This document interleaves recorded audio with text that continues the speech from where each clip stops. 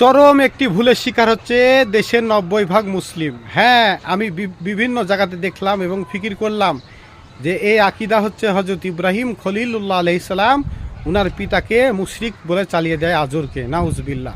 অথচ হজরত ইব্রাহিম খলিলুল্লাহ আলাইহিসসালাম উনার পিতা আজর ছিলেন না। আজর ছিল ওনার চাচা। আজর ছিল মুশরিক পূজক, আর ওনার পিতা ছিলেন হজরত তারা আলাইহিসসালাম। ইমানদার ব্যক্তি ছিলেন, সিজদাকারীগণ। কেননা হজরত ইব্রাহিম খলিলুল্লাহ আলাইহিসসালাম তিনি হচ্ছেন নবীজির 33তম পূর্বপুরুষ, আর 34তম পূর্বপুরুষ হচ্ছেন হজরত তারা আলাইহিসসালাম নবীজির। আর আল্লাহ পাক কুরআনে বলেছেন ওয়াতাকাল্লুবাকা ফিস সাজিদিন, যে আমার হাবিব রসুল আপনার আগমনের বিষয়টি ছিল সিজদাকারীগণ ওনাদের মাধ্যমে। এর পুনর ব্যাখ্যায় বলা হয়েছে নবীজি যাদের মাধ্যমে দুনিয়াতে এসেছেন সকলেই ছিলেন সিজদাকারীগণ।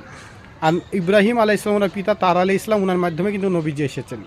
কাজে ইব্রাহিম আলাইহিসসালাম ওনার পিতা মুশরিক ছিলেন না, আজর না, আজর ছিল ওনার চাচা। ওখানে আবাউন শব্দ তো চাচা হবে। আরবে কিন্তু এটাই ব্যাখ্যা করা হতো যে আবাউন ওখানে চাচা হবে, যে ইব্রাহিম আলাইহিসসালাম তিনি বলেছিলেন যে ওনার চাচাকে যে আপনি কি এই মূর্তি পূজককে এলাহি হিসেবে গ্রহণ করবেন।